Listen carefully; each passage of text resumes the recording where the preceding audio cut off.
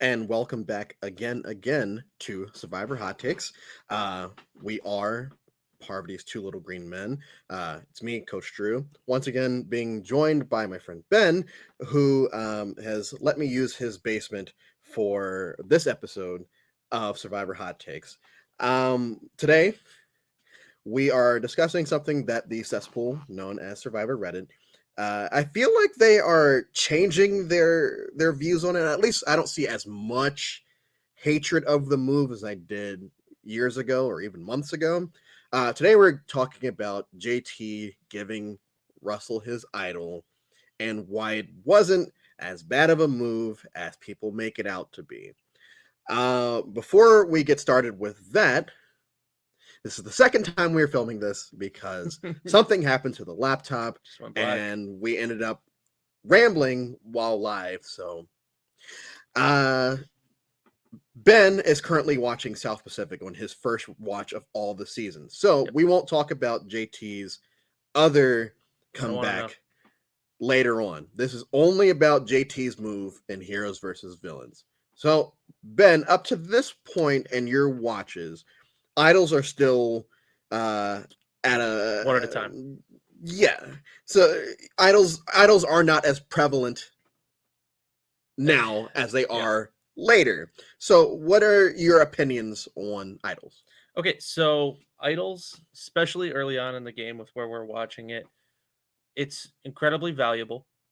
And when you get it, you should never tell anybody about it. Never show any of your hints, never show anything about it. Hold on to it. Don't share anything with it on your team. Don't use it for anybody on your team. I don't care if it helps you long term for your team. It's not a team game. It's an individual game. You're not sharing money with your team. So you need to retain that idol and use it for yourself because this game is all about you at the end of the day.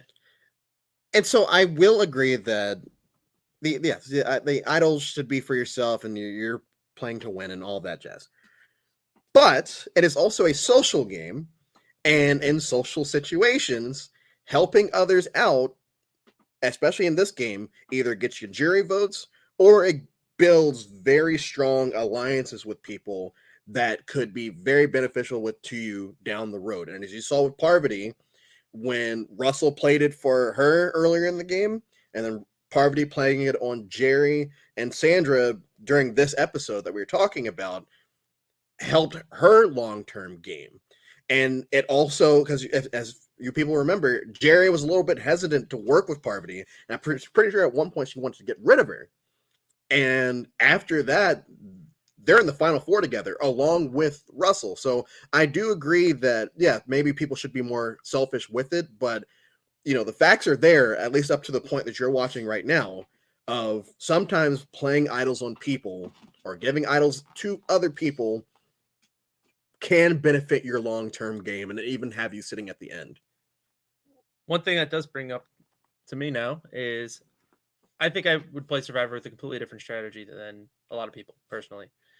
Um, the money here, we're talking even for second and third place, It's 100 grand. 100 grand. Okay, I watch another show a lot, The Challenge. Love The Challenge. Half the time they're playing for 125 to win the whole thing, and they're fighting. They're going after each other for that. I don't think there's anything wrong with getting yourself to the final, give yourself a shot to win. But if you don't, you walk away with 100 grand. I mean, that's big money. So the reason I retain my idol is to get me to the end. I don't care about jury votes for this, because it's not that me not telling my team about my idol or using it on them is likely going to change them. It may increase them to vote for me, Okay, I see what but you're it's saying. not going to negatively affect me. And I think it has much more of a likelihood of helping me retaining that idol and using it when I need it to get to the end. And I'll give you credit with that because there was a point in Cook Islands where Becky and Sandra are going to go to fire if the two of them vote against each other, and Yul thinks about giving Becky the super idol, and he doesn't. And I do think that if Becky had lost and was on the jury, she probably still would have voted for Yul. So I will give you Right. that. Having said that, I do still believe that there's nothing inherently wrong with sharing your idol with people in your alliance or people that you want to keep around later for later in the game. Now that also does come back to bite a lot of people in the ass, where it's like, I don't want to spoil anything, but like you play an idol on someone, save them, and then later on they vote you out because that was a big move that they made that could potentially win them the It's game. not that giving somebody an idol doesn't legally bind them to vote for me. True. So going into JT, for the people that haven't watched Heroes versus Villains in a long time, which what are you doing? It's the greatest season ever. Great. The optics, it's all about the optics. That's gonna be my main word of this episode is optics.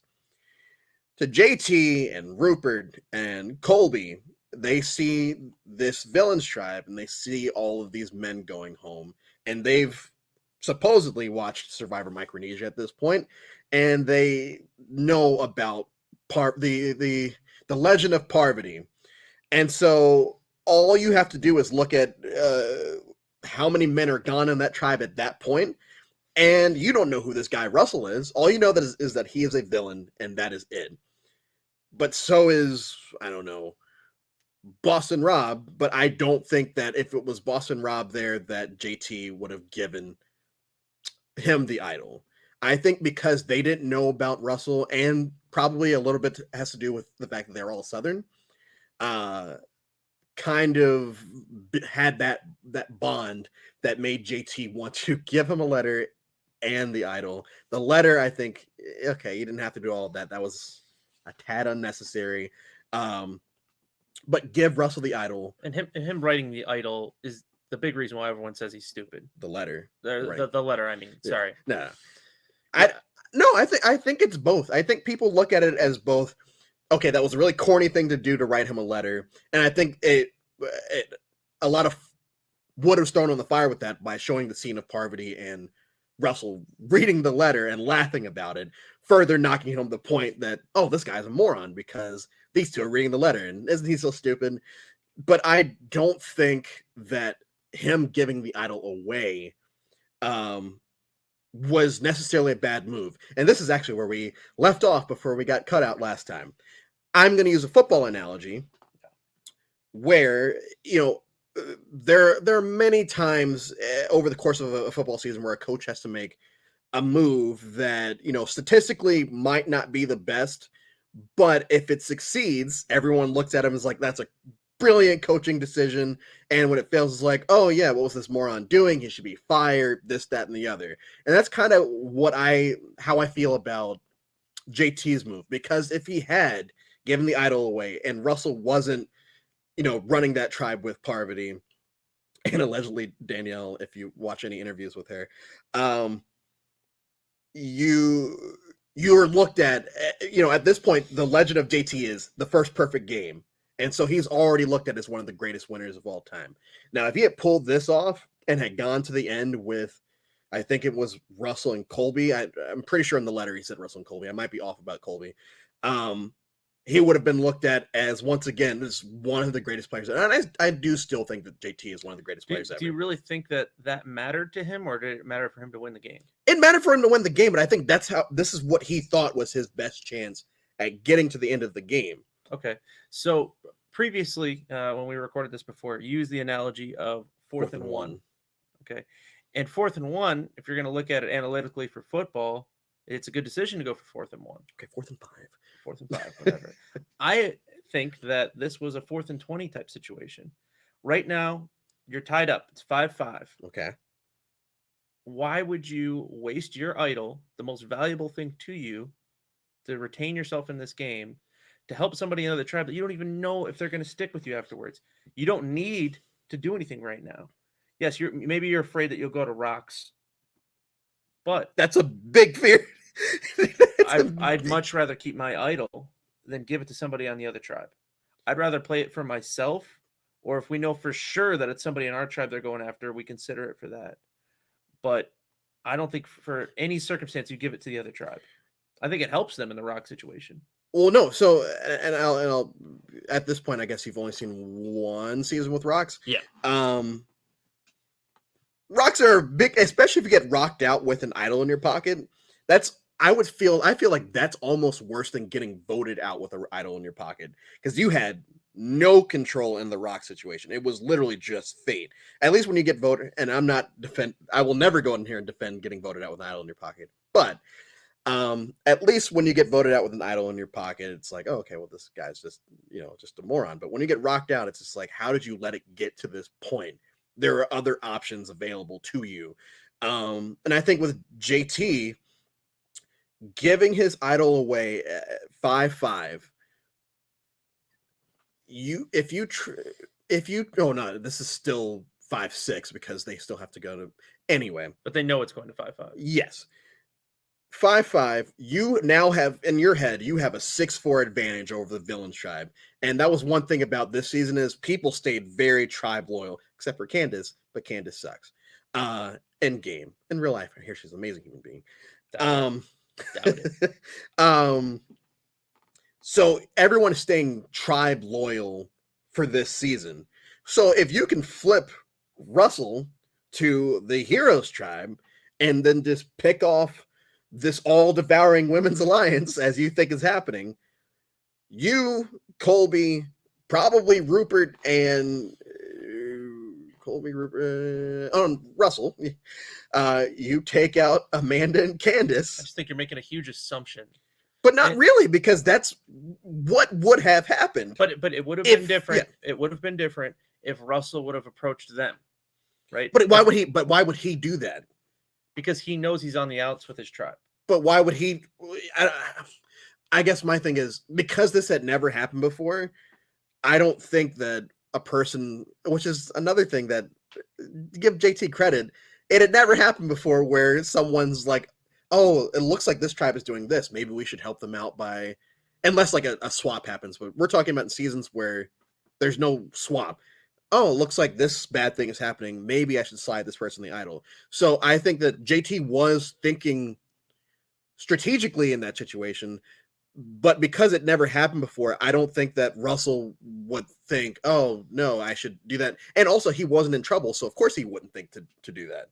I just think, frankly, the only way this made sense to me is if you were down in numbers and you were trying to make something happen for your group. When it's even odds right now. Why give away your advantage in an even odds situation? Or what you can't even do that because I was gonna say, or you can just save it and guess on who to play it for at the merge 5-5. But that's the statistics behind getting that right and what actually happens are like this, because let's say JT plays it on one of the people in his 5, he has a 1 in 5 chance of getting it right. As compared to Parvati, who knows Danielle has immunity, so she can't get voted for. She knows that Russell's not getting voted for because the Heroes tribe think that he's with her or with them. They're not going to vote for you being Parvati, because Amanda's horrible at lying. So you know that it's going to go on either Jerry or Sandra. So there's still a 33% chance it could have been Parv. But not really. Just because Amanda's a bad liar doesn't mean she speaks for your whole team. So I do get that. But these two are fresh off of Micronesia, where they have run the game with Cirie. It's Cirie running the game in these two, but that's a different episode. So you know all of Amanda's tells, and you know when she's lying. And even in Micronesia, where the two of them played, or Amanda played it on herself, but Parvati knew what was going on because the two of them voted together and they voted out Alexis. You know when Amanda is lying and when she's telling the truth. So if Amanda's in your face saying they're all voting for you, you need to play the idol on yourself. They're voting for you. That's it. Like if you have one, vote for, put on yourself. That's it. In your head, you're like, wow, she says it in the confessional. She's clearly lying to me. So I think that Parvati, she took a calculated risk, but I don't feel like it was that calculated. I feel like it was more of a definite, if I play these two idols on Sandra and Jerry, we're good. We're covered because they're not voting for Russell and they're not voting for me. But we're talking about something different now, right? I think that her move is smarter than JT's move, right? She, at that point, statistically, I guess she had a good shot with that. I still wouldn't give up my idols, but I think she should have probably only used one and just hoped to have gotten lucky. Yeah, But that's easy to look at, Monday morning quarterback. yeah, and even if she had played it, even if she had played one and had guessed right that it was Jerry, I feel like it would still be looked at as one of the best moves. Great move. Yeah, I think what puts it over the top is, even though the Sandra got no votes, I think what puts it over the top is the fact that she played two and made sure all bases were covered. And she was so great theatrically. She was so great. I mean, a normal person would have gone up, oh, I'm going to play this, I'm going to play this. She kept everyone guessing, and that's what I appreciate about her. And then you have, you got a lot of explaining to do, and she's just like, F off. But I'm gonna go back to this 4th and 20 thing. I think we can meet in the middle and say like 4th and 10 or something. I feel like that's what this move was for JT. He was taking a calculated risk based off of optics that he had seen from the other tribe and not knowing who this Russell character is, other than the fact that he's this huge villain. But huge villain is subjective because Danielle's on this tribe, and Danielle wasn't really a villain in Panama, but somehow she's over here. And meanwhile, I'm sitting on a tribe with Candace. Coach. I mean, there's Coach. Come Coach on. Coach is a villain. That's another episode as well. Meanwhile, I'm sitting on this tribe with Candace, who for some reason is being looked at as a hero. So people telling JT that Russell is this huge villain doesn't mean much, especially because JT aligned with Coach and Tyson in Tocantins, and they were villainous during that season. I mean, I love both of them, Tyson more. Always a deep V. So I feel like the word villain and hero with this season were subjective with certain individuals. So him giving that idol away, it's not the dumbest thing that's ever happened on the show, which, like I said, according to people on the cesspool known as Survivor Reddit, they would lead you to believe that it's the dumbest thing ever and that JT is a horrible player because, he got lucky in Tocantins. It's like, well, not really, because no one ever voted for him in Tocantins, and then he got all the votes at the end. So I don't care. I think that even if Steven hadn't shit the bed in the final 2 tribals of Tocantins, he was probably never going to win. So that means JT was doing something right. And I do think that going into heroes versus villains, he was trying to live up to the hype of JT. And the best way to do that is by making a big move and potentially getting rid of one of the 2 other winners left of the game at that point. Because they had Sandra. I just think that's putting your pride of trying to look like an amazing player over retaining your idol. But you need to retain your idol. I'm not getting into this. You don't have to retain your Yes, you do. Because such a bad thing. Retain your idol.